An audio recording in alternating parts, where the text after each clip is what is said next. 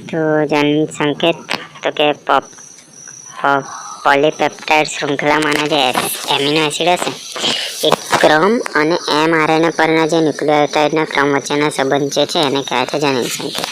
शुं पहेलुं नाम याद राखवानुं पॉलीपेप्टाइड एमानो एमिनो एसिडनो क्रम अने एमआरएनए परनो जे न्यूक्लियोटाइडनो जे क्रम हशे ए बे वच्चेनो संबंध एटले के जनिन संकेत। ओके हवे जे स्वयं जनन अने जे प्रत्यांकन छे ए दरमियान जे न्यूक्लिक एसिड में बीजा न्यूक्लिक एसिडनुं प्रत्यांकन थाय छे एकमांथी बीजो एसिड बहार निकळे छे बराबर छे। भाषांतरनी प्रक्रियामां शुं थशे आनुवांशिक जे माहिती हशे ए न्यूक्लियोटाइडना पॉलिमरमांथी एमिनो एसिडना पॉलिमरमां स्थानांतरित थशे मतलब कि एक जग्याएथी बीजा जग्यामां जशे। ओके तो न्यूक्लिक एसिड में फेरफारथी शुं थशे प्रोटीन ने एमिनो एसिड में पण फेरफार थशे। आनाथी जे जनिन संकेतनो जे प्रस्ताव जोवा मळ्यो छे ए प्रोटीन संश्लेषण दरमियान एमिनो एसिडना क्रमने निश्चित करशे के कया घड़ी एनो क्रम हशे ए निश्चित करशे बराबर। पछी जे जनिन संकेत बाबते जे एमिनो एसिड छे एने संकेत आपवा माटे आनी जे संख्या छे ए नक्की करवानी समस्या मुख्य हती ए नक्की करवी पड़ती हती तो ज आगळ काम चालतुं हतुं एवी समस्या हती पहेला बराबर।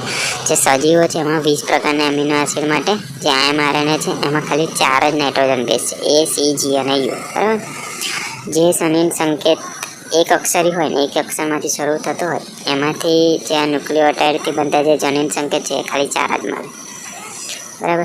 ते 20 एमिनो एसिडनुं ए पूरुं करवा माटे अपूरતું कहेवाय बराबर छे। हवे जो जनिन संकेत 2 होय तेमांथी 16 संकेत मळे ए पण अपूरता छे। ओके तो जे जॉर्ज गेमो ते भौतिकशास्त्री हता एटले के फिजिशियन तेमणे शुं कर्युं त्रिअक्षरी काढ्युं एमणे तो शुं थतुं जे बधा जे 20 एमिनो एसिड हता ने एमांथी जे 3 न्यूक्लियोटाइड बनावेला होय छे बराबर छे एनाथी केटला 64 संकेतो उत्पन्न थता हता।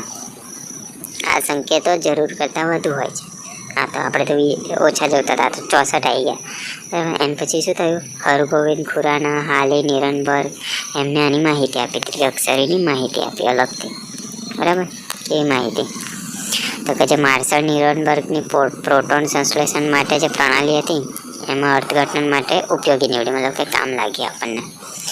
सेवरोसेकोवा उत्सेचक जे हतो ए आरएनए ने स्वतंत्र रूपे टेम्पलेटना निश्चित अनुक्रमो साथे मदद करे छे। ओके अंतमां शुं थशे आनुवंशिक जतननुं संकेत चेकरबोर्ड जे तैयार थयुं तो आ नहीं लखवानुं बराबर आ बोर्ड नहीं लखवानुं आ नहीं लखवानुं चालशे बस आटલું જ।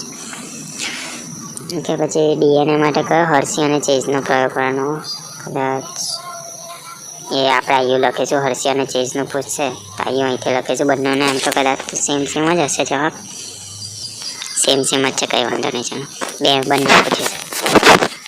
तो जो डीएनए है आनुवंशिक द्रव्य है बराबर तेनी साबिती कोने आपी हर्षी अने मार्था चेस एना प्रयोग परथी मळी। तेओ शुं कर्युं के बेक्टेरिया ने जे चेप क्रश करता जो वायरस हतो एना पर काम कर्युं एने शुं कहेवाय बेक्टेरियोफेज बराबर।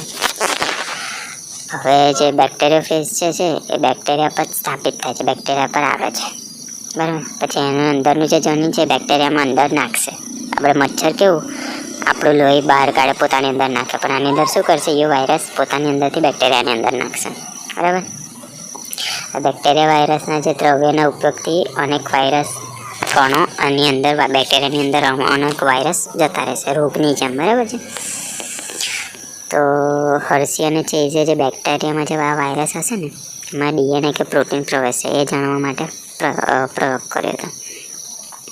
तो जो કેટલાક વાયરસને રેડિયોએક્ટિવ ફોસ્ફરસમાં અને કેટલાકને રેડિયોએક્ટિવ સલ્ફરમાં ઉછેર્યા मतलब કે મિક્સ કર્યા બરાબર। જે વાયરસને ફોસ્ફરસમાં ઉછેર્યા હતા તેમાં ડીએનએ મળ્યું એમાં પ્રોટીન નહોતું પણ જેને ફોસ્ફરસમાં કર્યું ને એમાં પણ પ્રોટીન નહોતું બરાબર છે।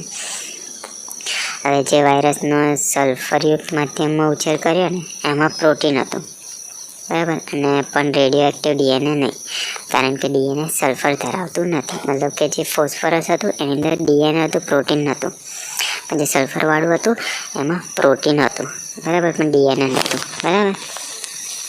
હવે જે રેડિયો એક્ટિવ બેક્ટેરિયા ફેઝને ઈ કોઇલ પર સ્થાપિત કર્યા છે, આમાં ઈ કોઇલ પર.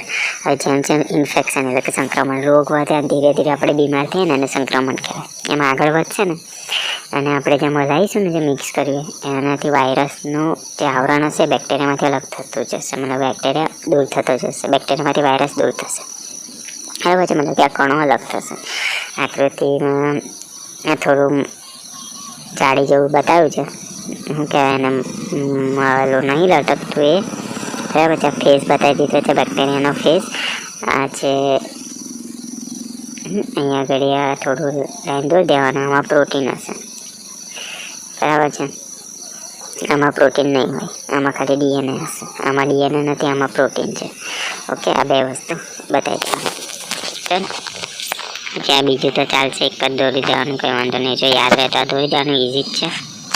આમાં ખાલી શું બતાવ્યું છે, શું થશે આમાં જે કણો જે છે એ દેખાય છે ખાલી.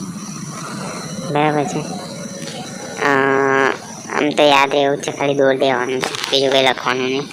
કે આ તો સેમ જ છે, સેમ જ જવાબ છે, કંઈ વાંધો નહીં.